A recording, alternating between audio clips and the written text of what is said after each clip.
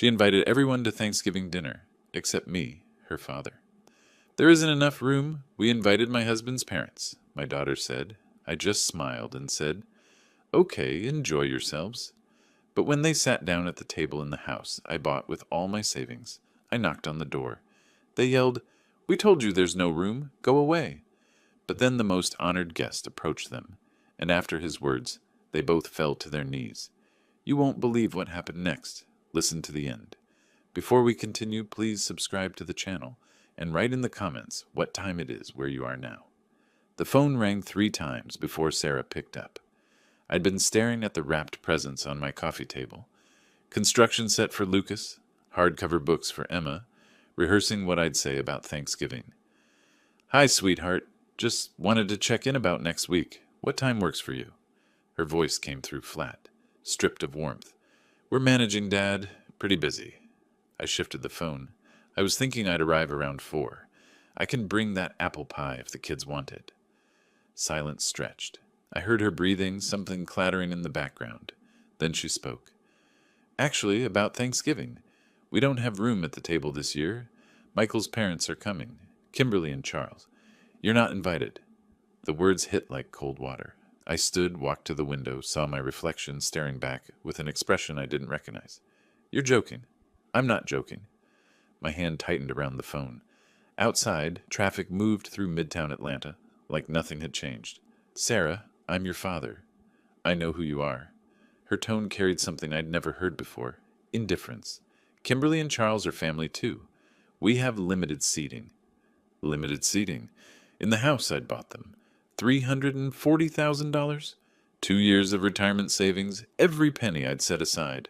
I wanted to say that. But something in her voice told me she already knew, and it didn't matter. "I see." I kept my voice level. "Understood. Enjoy your dinner, Sarah." I heard her inhale, preparing some response. I didn't wait. "Tell Emma and Lucas their grandpa loves them." I ended the call. The phone felt heavy in my hand.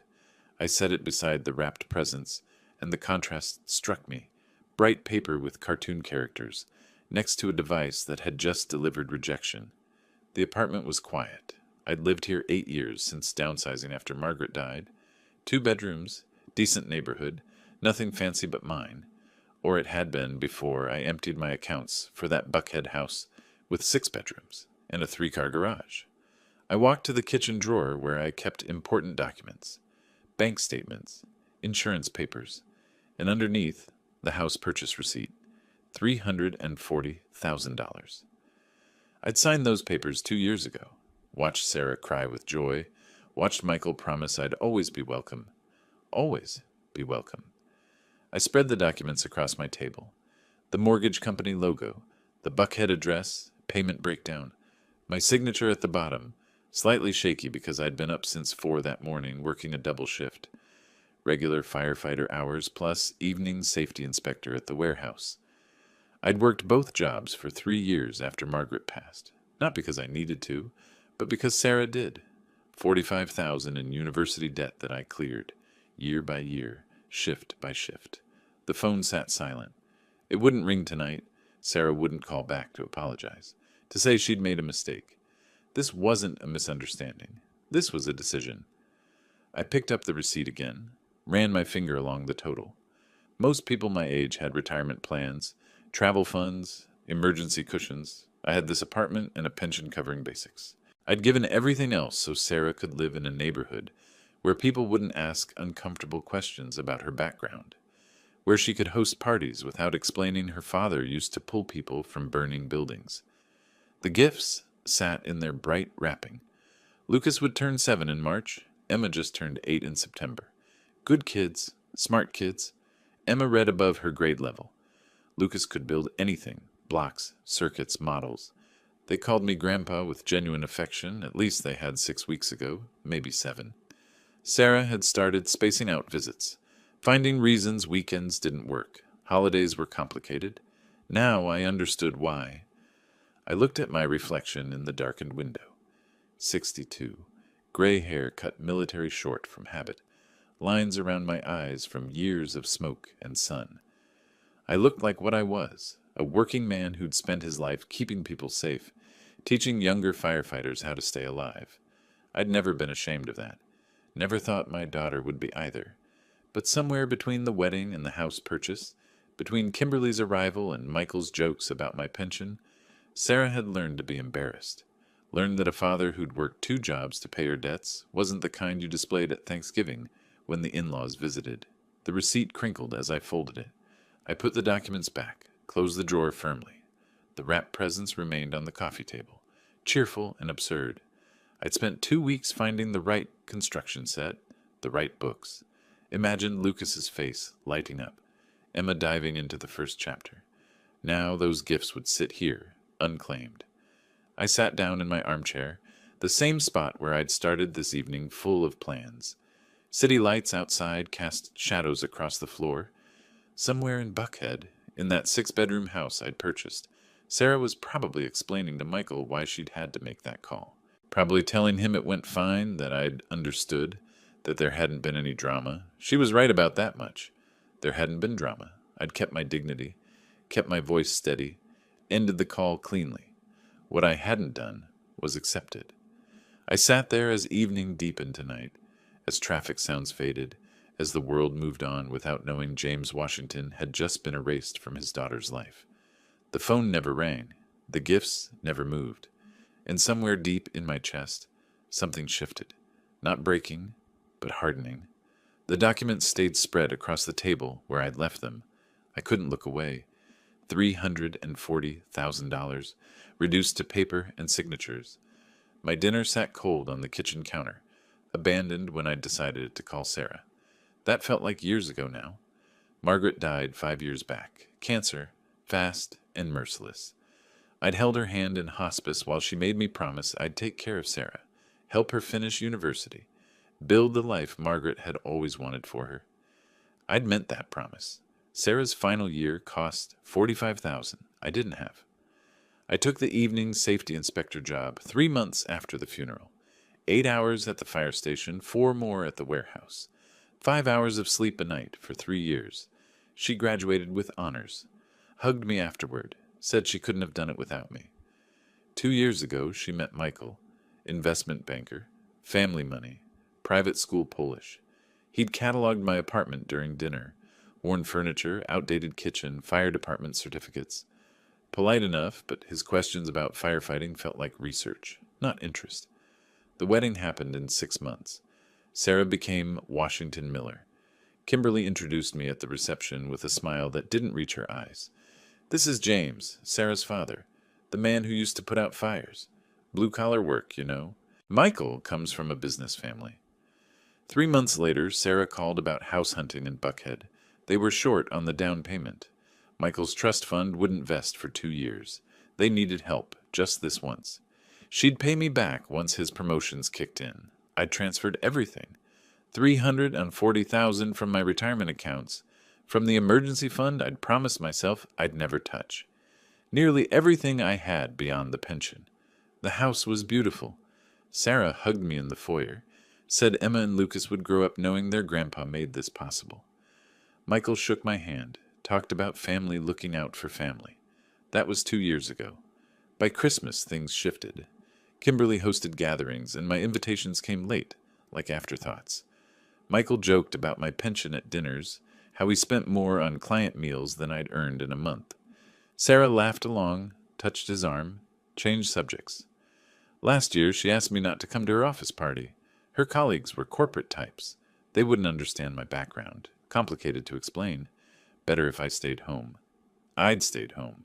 Told myself she was adjusting to a new world, that she'd remember where she came from. I stood up, chair scraping.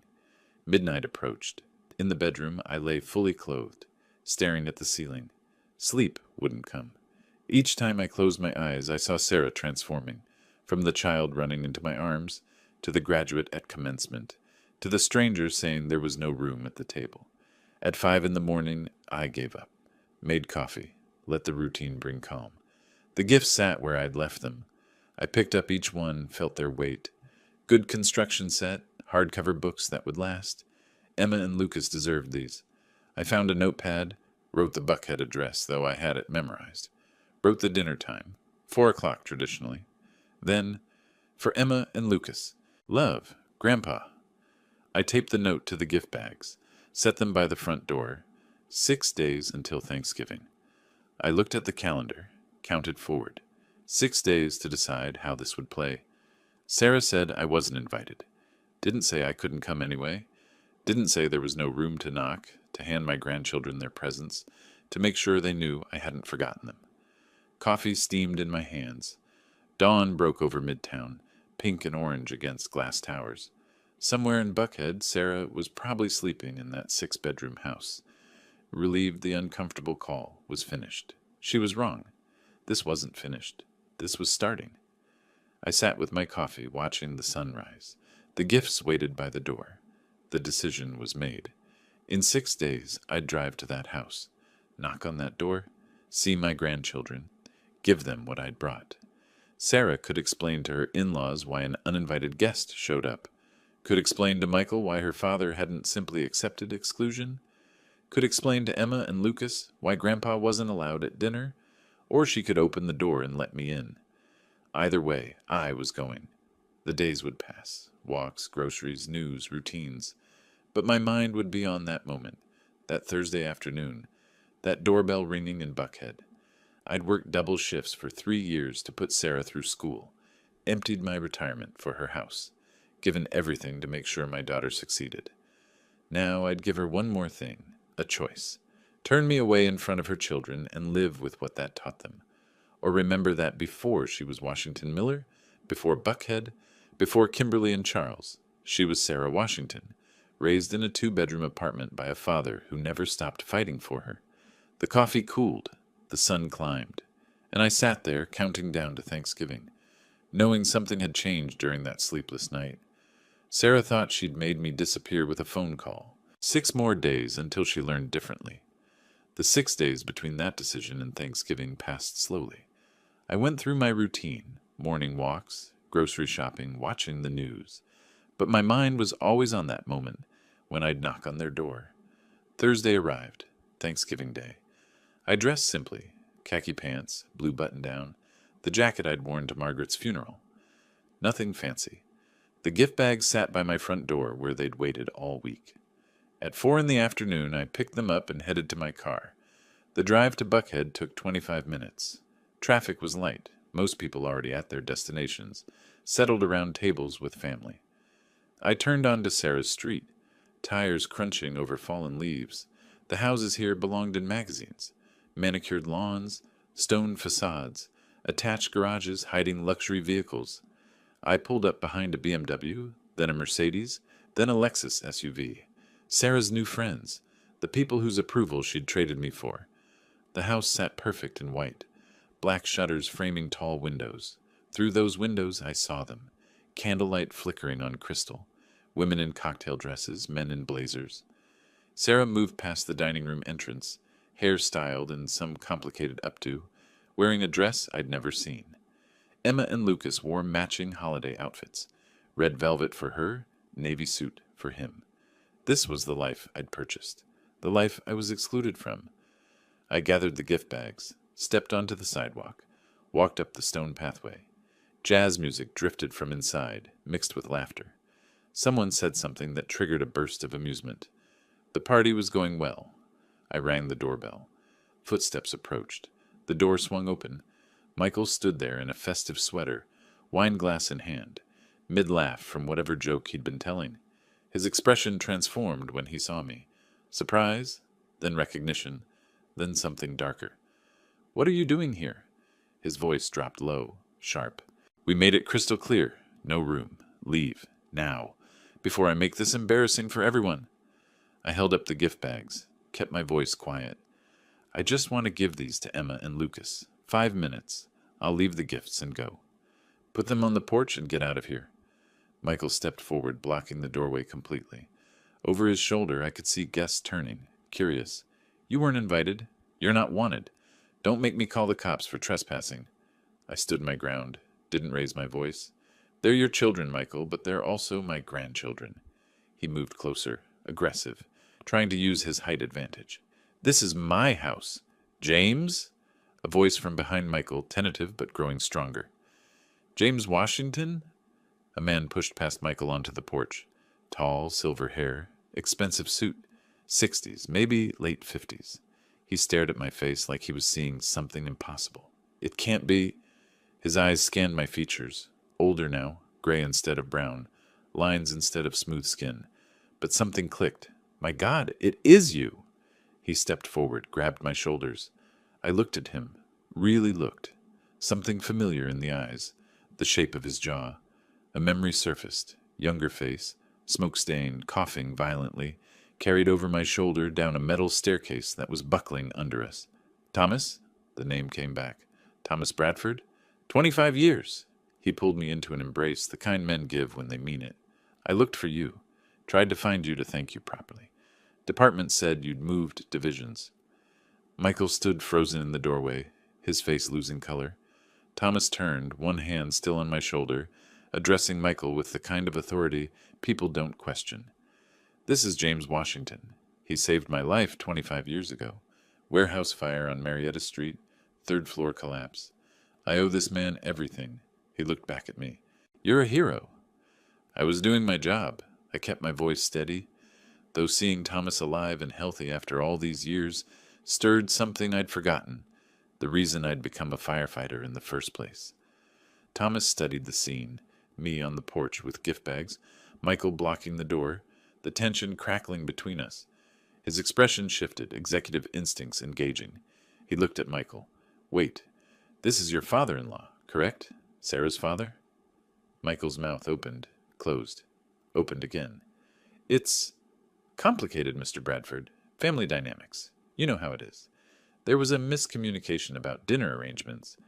Miscommunication? Thomas's voice went flat. He looked at the gift bags in my hands, at me standing outside, at Michael positioned like a guard refusing entry. On Thanksgiving Day, silence stretched. Inside, guests had stopped pretending not to watch. They crowded closer to the windows, faces pressed against glass, wine glasses forgotten. Thomas's posture straightened. When he spoke again, his voice carried the weight of someone used to making decisions that stuck. Let me be clear. I don't tolerate disrespect towards service veterans. James Washington ran into a burning building when others ran out. He carried me down 3 flights while the ceiling collapsed around us. He paused, letting that sink in. And you left him standing on the porch on Thanksgiving. Mr. Bradford, it's not... I've been regional director for 3 weeks. This is my first executive decision in Atlanta. Thomas looked directly at Michael, and I saw something in his expression that made me step back instinctively. Professional coldness that contrasted sharply with the warmth he'd shown me seconds before. You're fired, Michael. Consider it effective immediately. Don't report to the office tomorrow. You'll receive termination papers by mail. Michael's face drained of all color as he understood exactly who stood before him and what that meant. Michael's knees buckled. He dropped, actually fell forward, hands grasping at Thomas's pant leg. Mr. Bradford, please! His voice cracked, desperate. I have a mortgage, $2,400 a month. I have children. This was a misunderstanding. I didn't mean any disrespect. The kitchen door swung open. Sarah rushed out, apron over her dress, face pale. She saw me, saw Thomas, saw Michael on his knees. Her wine glass slipped from her fingers, shattering on the hardwood. Dad? What's happening? Why is... Your father wasn't invited to Thanksgiving dinner. Thomas's voice cut through her words. In the house he's standing outside of, carrying gifts for his grandchildren. Sarah's mouth opened, but no sound came. Her eyes darted between Michael, Thomas, me. Calculation happening behind her expression, trying to find the explanation that would fix this, the words that would make it okay. Now wait just a minute, another voice, shrill and indignant. Kimberly pushed through the crowd of guests, her diamond necklace catching the light. You can't fire someone over a family dinner. My son is an excellent employee. This is personal. This is... Thomas turned to her, and the look he gave could have frozen water. Ma'am, I can fire anyone who demonstrates character unfit for representing our company. Your son just demonstrated his character perfectly. He turned away, dismissing her completely. Michael was crying now, still on his knees, words tumbling out incoherently. The man who'd stood in the doorway minutes ago radiating aggression and control had disappeared, replaced by someone begging, grasping, breaking apart in real time. I stood there, gift bag still in my hands, watching something I hadn't planned, hadn't wanted. This wasn't why I'd come. I'd come to see Emma and Lucas, to let them know I hadn't forgotten them. Not this. Not this public destruction. But I couldn't stop it either. Thomas extended his hand to me. Come inside, please. Join us. You saved my life. Least I can do is share a Thanksgiving meal. I shook my head gently, took a small step backward. That's kind of you, Thomas. But I should go. Are you certain? Something in his expression told me he understood more than he was saying, that he recognized the situation was more complicated than he'd initially grasped. I'm certain. I looked past him into the house. Emma and Lucas stood in the living room doorway, eyes wide, not understanding what the adults were doing, but knowing something bad was happening, something that involved their grandfather, the man they hadn't seen in weeks. I stepped forward just inside the threshold, set the gift bags carefully on the console table beside expensive coats that cost more than my monthly pension, knelt down, feeling my knees protest, and opened my arms. They ran to me, small bodies colliding with mine, Emma's arms around my neck, Lucas gripping my jacket. I held them close, breathed in their shampoo smell, same brand Margaret used to buy, something with apples. These are for you, I said quietly, directly into their ears so only they could hear. Remember, Grandpa loves you very much, always? Why are you leaving? Emma's voice small and confused. Why can't you stay for dinner? I touched her cheek, then Lucas's. I have to go, sweetheart, but you'll see me again, I promise. Behind me, the chaos continued. Kimberly arguing with Thomas, Michael still on the floor, his father Charles finally stepping forward to help him up, Sarah crying, mascara running down her face, guests whispering, recording this on their phones probably, dinner party entertainment they'd never forget. I stood up, the motion taking more effort than I wanted to admit. Nodded once to Thomas, acknowledgement, gratitude, goodbye. Didn't look at Sarah, didn't look at Michael. Walked down the porch steps at the same measured pace I'd used coming up them. Dad! Daddy, wait! Sarah's voice behind me, high and breaking. Please, we can fix this. I didn't turn, didn't acknowledge. Just kept walking to my car while her voice continued calling, begging, trying to undo what couldn't be undone. The Honda's door handle felt cold under my fingers. I slid into the driver's seat, closed the door. The sound from the house muffled immediately. Sarah's crying, Kimberly's shrill protests, the murmur of shocked guests. Through the windshield, I could see them. Michael being helped to his feet by Charles, his face red and wet. Sarah collapsed against the doorframe, apron strings hanging loose. Guests crowded at the windows, phones out, capturing everything. Thomas standing apart from the chaos.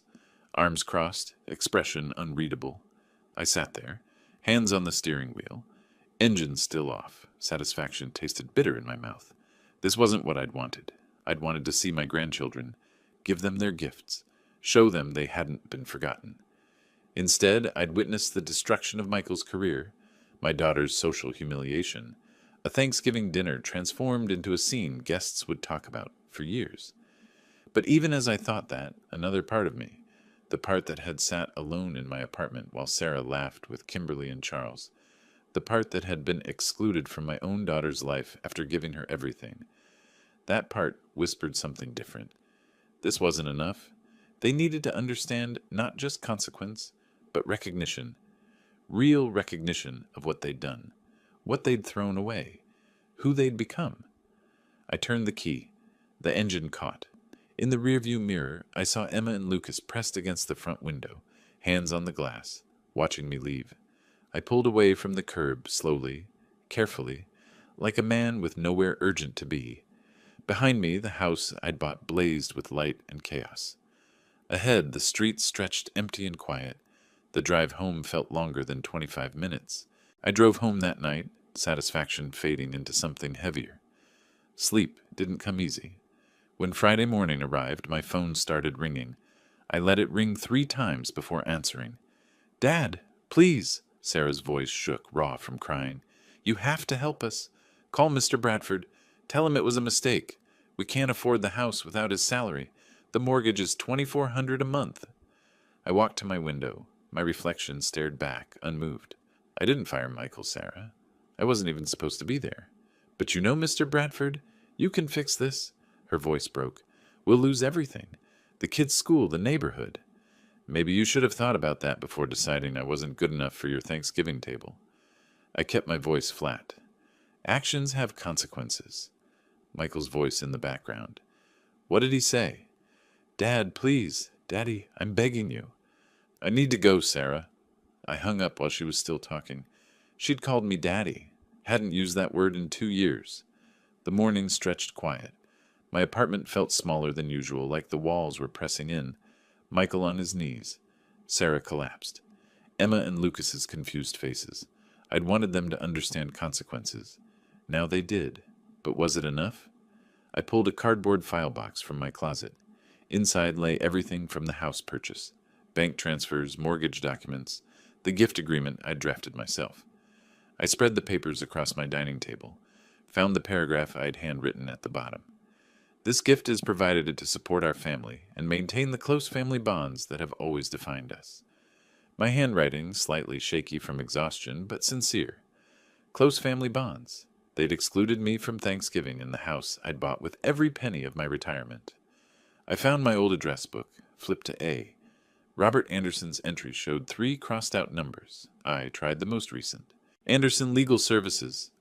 Robert Anderson, please. James Washington.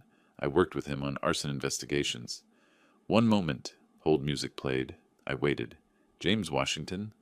Robert's voice came through warm, surprised. It's been 7 years. I retired in 2018. I need legal advice about a property gift. Family matter. Keys clicked. I have an opening this afternoon at 2. I'll be there. Robert's office occupied the 3rd floor near 5 Points. I arrived early with the file box, sat reading old magazines. When called, I followed his secretary down a hallway, lined with law degrees. Robert stood, extended his hand. Silver hair where there'd been brown, reading glasses that were new. Good to see you, James. Coffee? Please. He poured while I settled in. The coffee was better than expected. Tell me what's happening. I told him everything. Margaret's death, Sarah's education debt, double shifts, the wedding, the house purchase, Thanksgiving exclusion, Michael's hostility, Thomas Bradford's unexpected appearance, and the firing. Robert listened, taking notes. When I finished, he sat back. That's quite a week. It's not over. That's why I'm here. What are you looking for? I gestured to the box. The house. I gave them $340,000. Sarah promised to pay me back. That never happened. Instead, they started treating me like an embarrassment. Robert leaned forward. The gift? Did you document it? Everything's in the box. May I? He pulled on reading glasses, sorted through papers, found the gift agreement, studied it. His eyes stopped on the handwritten paragraph. Read it twice. Looked up. Did you write this section yourself? About maintaining family bonds? I did. I wanted them to understand it wasn't just money. His expression shifted. James, under Georgia law, gifts with explicit conditions can be challenged if those conditions are violated. I didn't know that when I wrote it. He turned to his computer, pulled up a legal database. Pages scrolled. He clicked, read, nodded.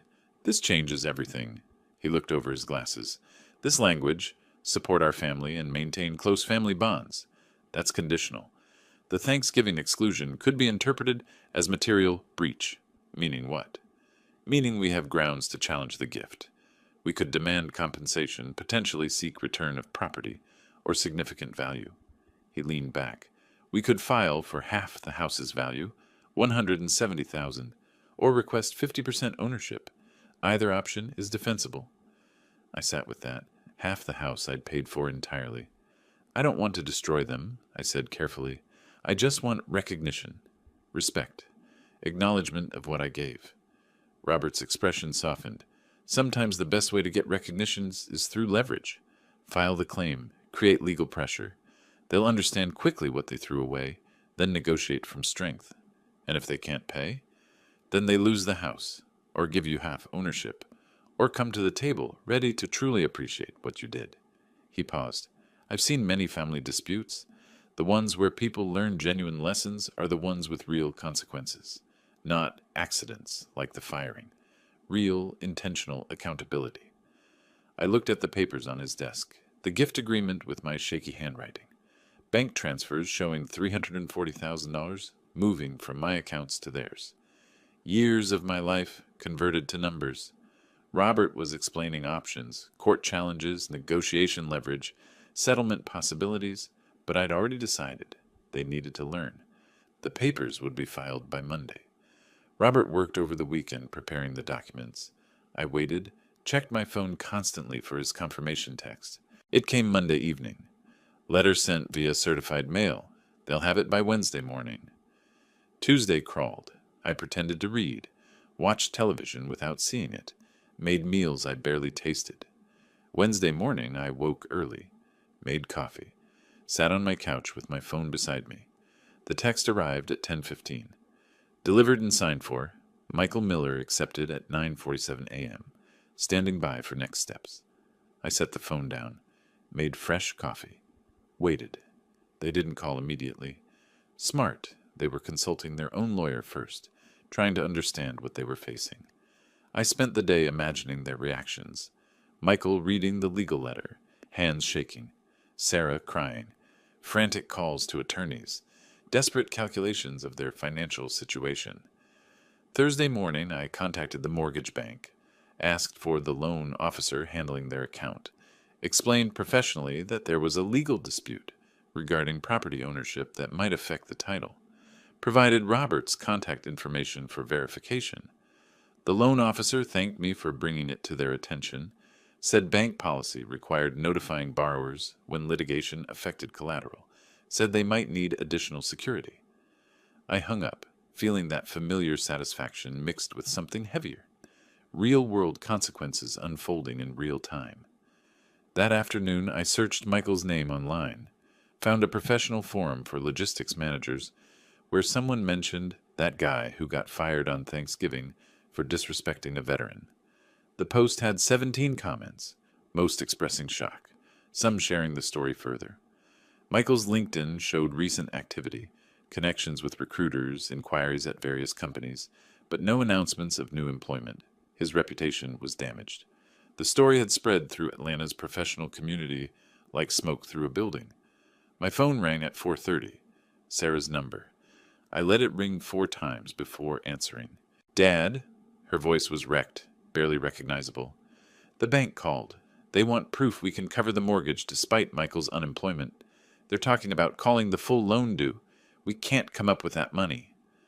I walked to my window, looked out at the city. Sarah, this isn't about the house.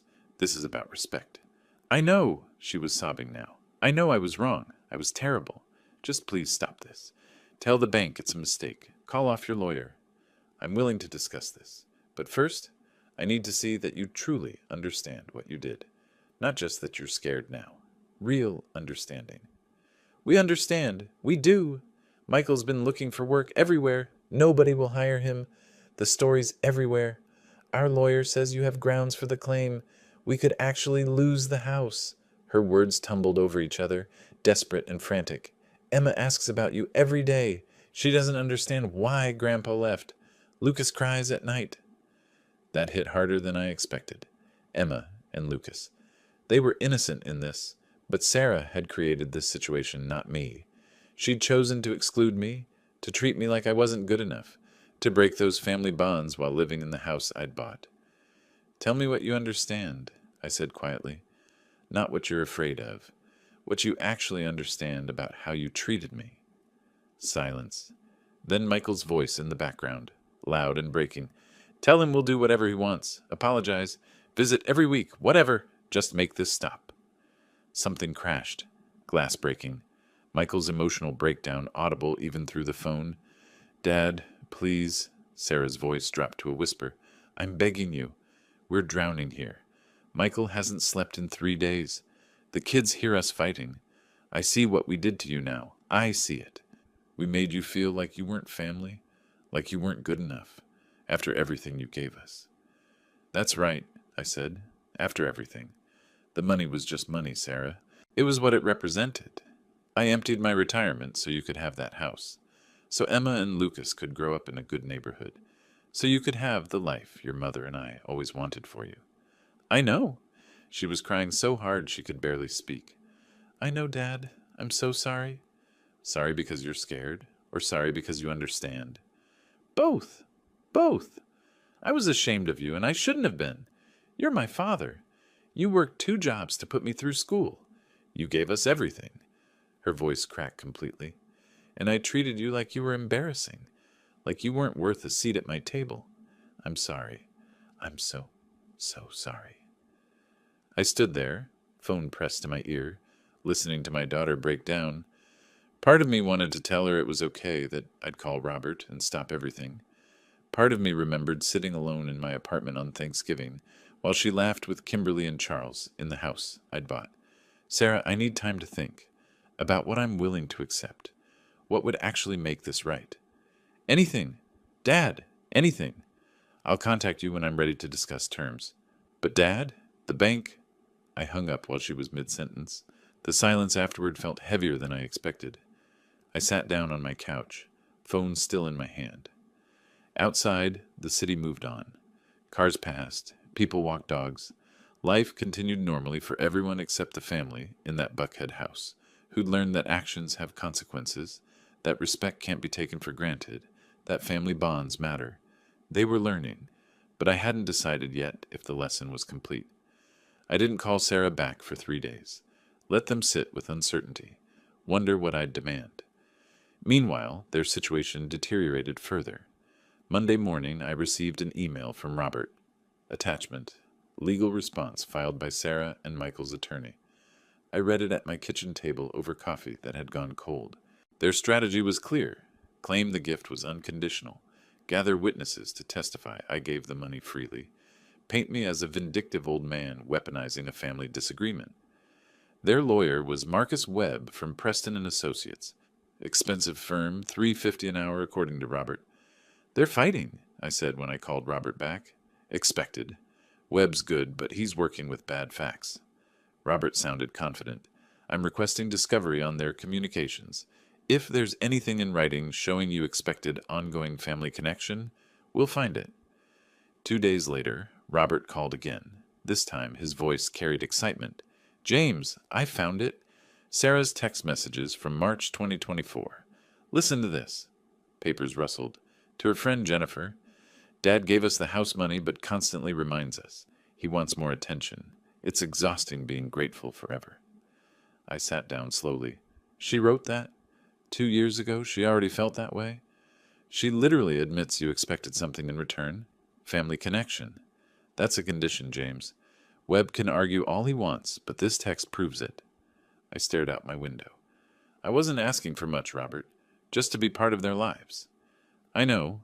That's what makes this so strong legally. You wanted the basics. Respect, inclusion. They couldn't even manage that. While their legal strategy crumbled, Michael's situation collapsed. I learned through Robert's investigator that Southern Supply Chain Solutions was refusing to provide any reference. The termination circumstances, disrespecting a veteran, firing witnessed by dinner guests, made him radioactive in Atlanta's logistics community. He'd been job hunting for 2 weeks. Nothing comparable materialized. Finally, desperate, he took a position at a distribution warehouse. $18 an hour. Loading boxes. The investigator sent photos. Michael in work boots and safety vest, scanning packages on a dock, surrounded by workers half his age. $78,000 a year to $18 an hour. The math was devastating. Robert's update came via email, with attachments I didn't want to see but needed to understand. Bank statements showing their account at $847.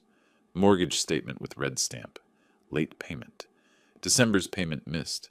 Late fees accumulating daily. Sarah had called Kimberly begging for help.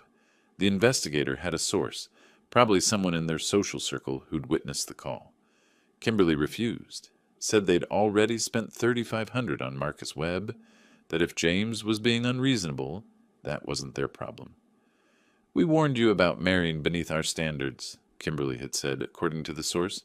The irony wasn't lost on me. I was beneath their standards, the man who'd given them everything. That evening, Robert called with the final piece. Court date set. Preliminary hearing, December 12th. Judge Patricia Thornton presiding. She's fair, experienced, no nonsense. 2 days, I said. Come to my office Thursday morning. We'll prepare.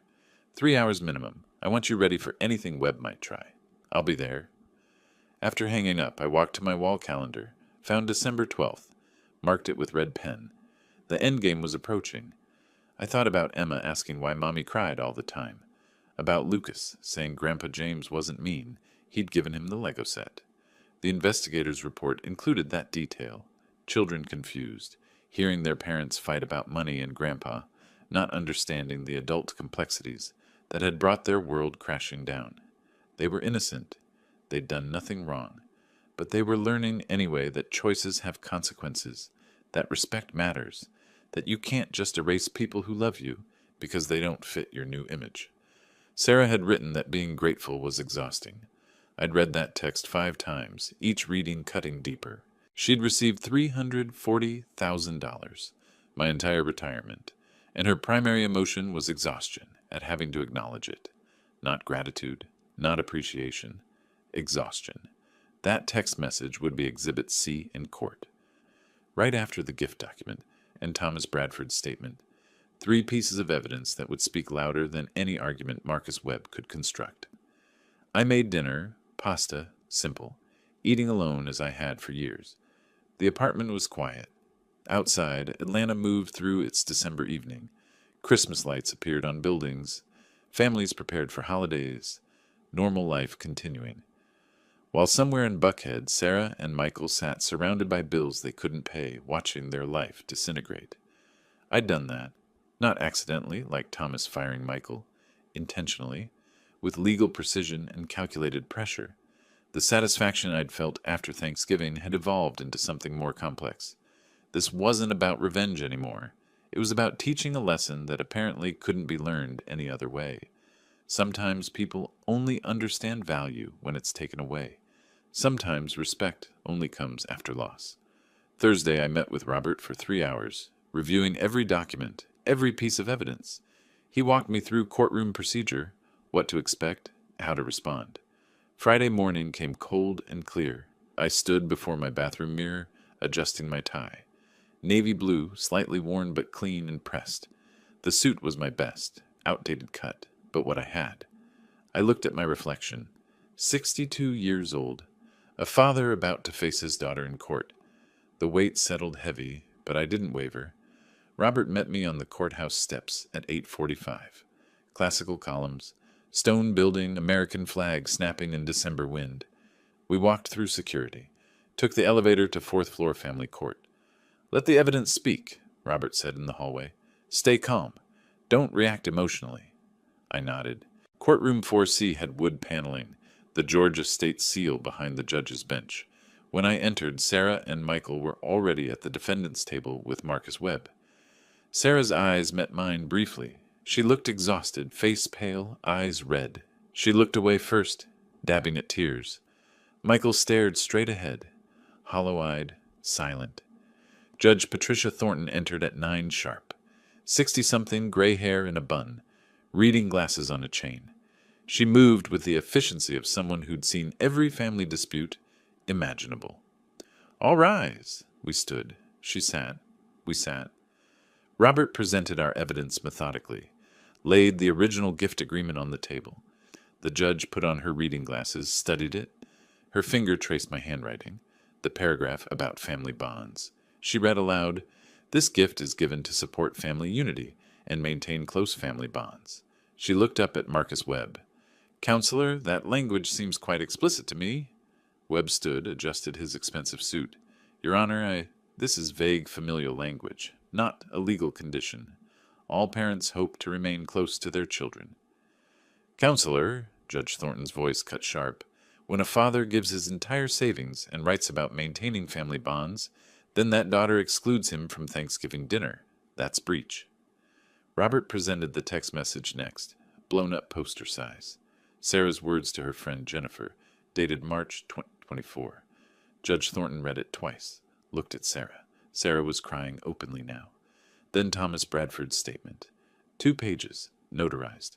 Robert read key sections. I witnessed Mr. Washington being turned away at the door of the residence he had purchased for them. He was told there was no room at the Thanksgiving table. Judge Thornton removed her glasses, looked directly at Sarah and Michael. I'm ordering a property appraisal within 30 days. Mr. Washington is entitled to compensation of $170,000 or 50% ownership. The defendants violated the clearly stated gift conditions. The evidence is unambiguous. Michael spoke, voice hoarse. Your Honor, we have children. We can't afford...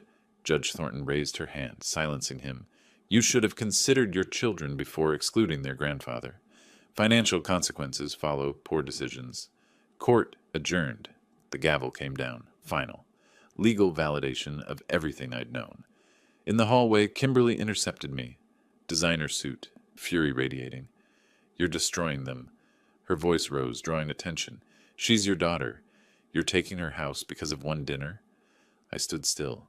Let her finish. When her voice dropped, I spoke quietly. I just wanted to be part of the family, Kimberly. You convinced Sarah I wasn't good enough.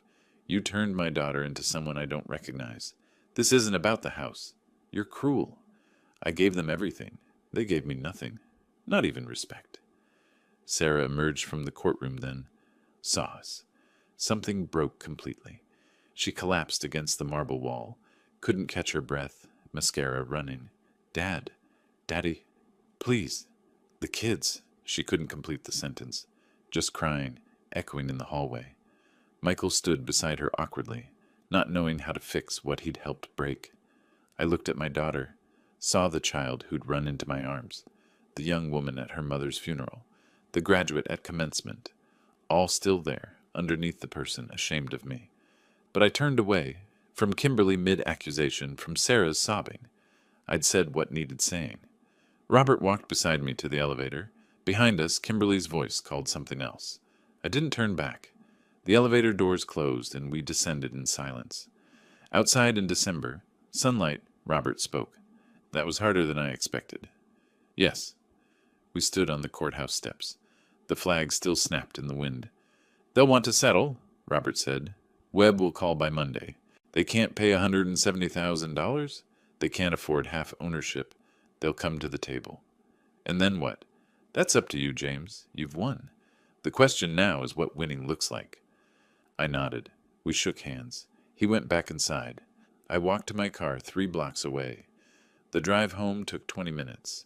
I listened to the radio without hearing it. When I reached my apartment, I sat in the car for a while, engine off. I'd won. The judge ruled in my favor. Evidence validated every claim. They'd learn respect now, understand value, recognize what they'd thrown away. But sitting there in my car, staring at my apartment building, all I felt was tired. The weekend after the hearing passed in strange quiet. No calls from Sarah, just silence and the knowledge that somewhere in Buckhead, my daughter and her husband were facing impossible mathematics. Robert called Monday morning. Marcus Webb reached out. They want settlement negotiations. Banks threatening foreclosure. They can't raise the money, he paused. But what do you actually want? To take the house? Destroy them? Because legally, we've won. The question now is what winning means to you. I told him I'd think about it. Spent Monday walking Piedmont Park against December cold. Wednesday evening, my doorbell rang. Sarah stood in the hallway. She looked terrible. Thinner, dark circles, hair pulled back carelessly. Jeans and old sweater instead of usual polish. Dad, can we talk, please?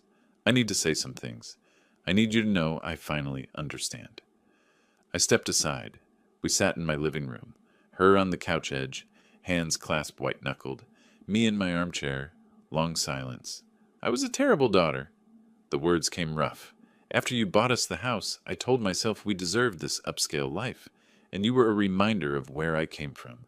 Working-class Atlanta, firefighter's kid. She looked down. Kimberly kept saying things. Your father, the laborer.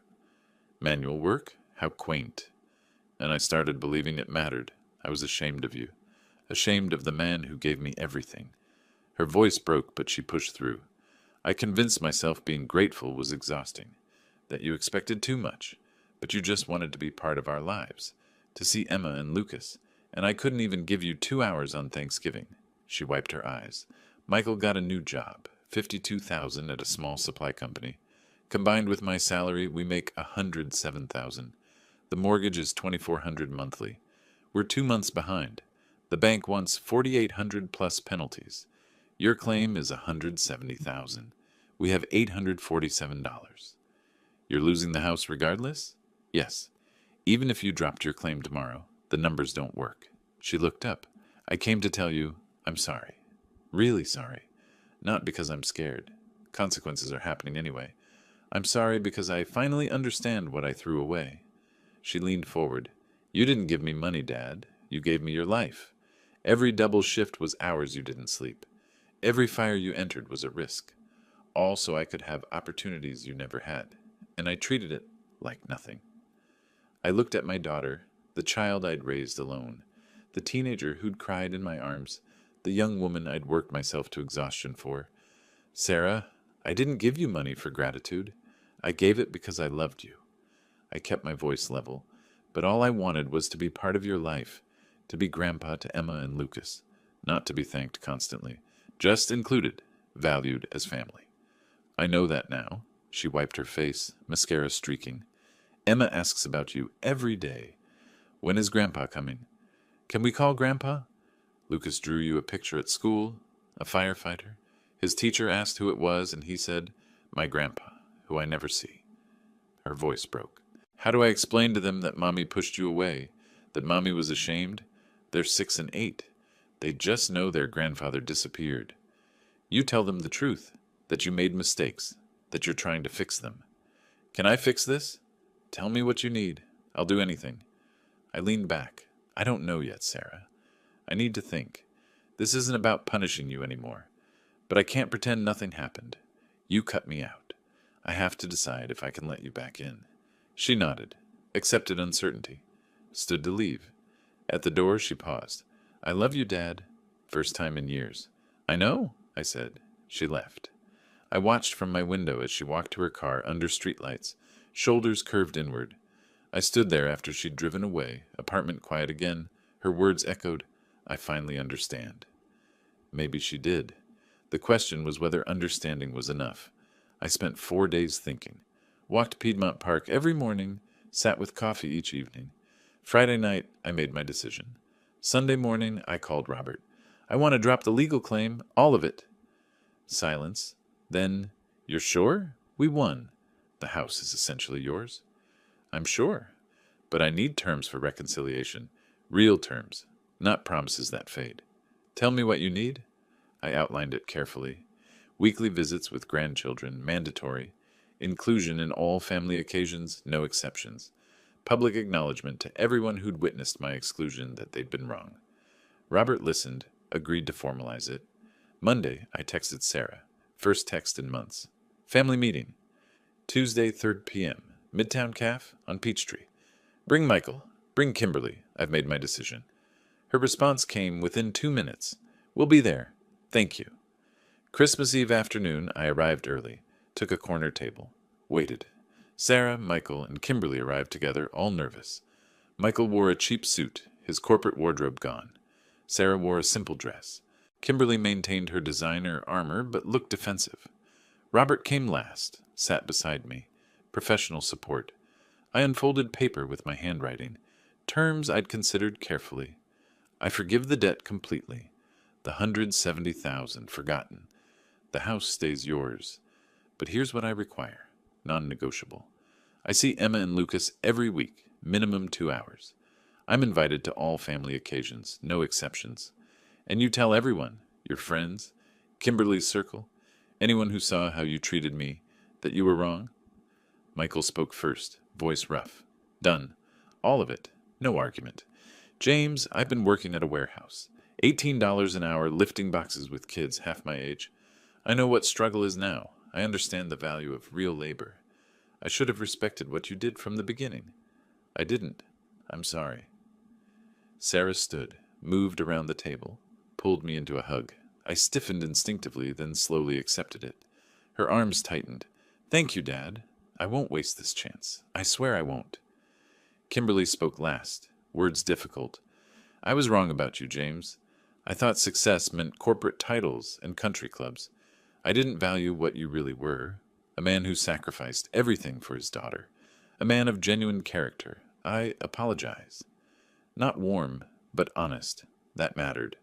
I don't want apologies for show, I said firmly. I want to see it in actions, consistent actions.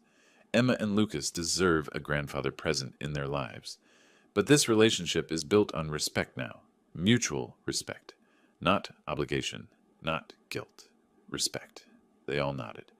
Robert produced a formal document, simple, 1 page, terms clearly stated. Everyone signed. Legal and binding, but more importantly, a commitment to change. Christmas morning dawned cold and clear. I dressed carefully, gathered gifts I'd bought weeks ago, construction set for Lucas, book collection for Emma, thoughtful items for Sarah and Michael. I drove to Buckhead, the house I'd purchased, returning now as welcomed family instead of excluded parent. The irony wasn't lost on me. The door opened before I reached it. Emma and Lucas burst out into December morning. "Grandpa!" They tackle-hugged me, nearly knocking me backward. I laughed, genuinely laughed for the first time in weeks. Emma grabbed one hand, Lucas the other, pulling me inside with excited chatter. The tree was decorated beautifully. Dinner smells filled the air, turkey, stuffing, all the traditional scents. Michael stood in the kitchen doorway, awkward but sincere. "Thank you for this, James, for the second chance we don't deserve. I'll spend the rest of my life proving worthy of it." Sarah watched from the dining room as I sat on the living room floor with Emma and Lucas, building Legos, reading books, just being present in their lives again. Her eyes were wet, but she was smiling. Real smiling, the kind I hadn't seen in years. Later, in the kitchen, while Michael carved turkey, Sarah spoke quietly beside me. "This isn't me forgetting what happened, Dad. This is me choosing to move forward. But if this relationship fails again, I won't give you another chance to fix it. I won't fail you again. I promise on Emma and Lucas, on everything that matters." The day passed in warmth and normalcy I'd thought lost forever. Emma showed me her art project. Lucas demonstrated his newest Lego creation. We ate dinner together at the table. All of us, no one excluded. Simple moments that meant everything. A week later, I met Thomas Bradford for coffee. 2 old firefighters in a downtown cafe, catching up like the friends we should have been all along. "I heard you settled with your daughter," he said. "Gave up the legal claim entirely. That took real strength, James. More than running into burning buildings ever did." "I didn't want revenge, Tom. I wanted recognition. I wanted my family back on terms of mutual respect." I sipped my coffee. "There's a difference between justice and vengeance. Justice means making things right. Vengeance just destroys. I got what I actually needed. Recognition that I have value, that I matter. The money was never the point." He nodded slowly, understanding in his eyes. Sometimes the hardest fires to put out are the ones in families. No water can reach those. "No," I agreed, "but sometimes truth can, and boundaries, and consequences that teach without destroying completely." I finished my coffee and watched the city through the window. Somewhere across town, Emma was probably showing Sarah the drawing she'd made me last night. A fire truck with Grandpa's truck, written in careful crayon letters. Lucas was probably building something with the construction set, creating elaborate structures that defied physics, but worked in his imagination. Life had given me something better than revenge. It had given me my purpose back, not just as a father, but as a grandfather, as family. The house in Buckhead wasn't mine legally, but the family inside it was, and that had always been what mattered. That had always been the point of everything. The double shifts, the sacrifices, the $340,000, not gratitude, not ownership, just family, just love, just being included in the lives of people who mattered most. I stood, shook Thomas's hand, walked out into December sunlight, drove home to my modest midtown apartment, and for the first time in months, maybe years, I felt at peace. If you like this story, please like this video, subscribe to the channel, and share your impressions of this story in the comments. To listen to the next story, click on the box on the left. Thank you for watching.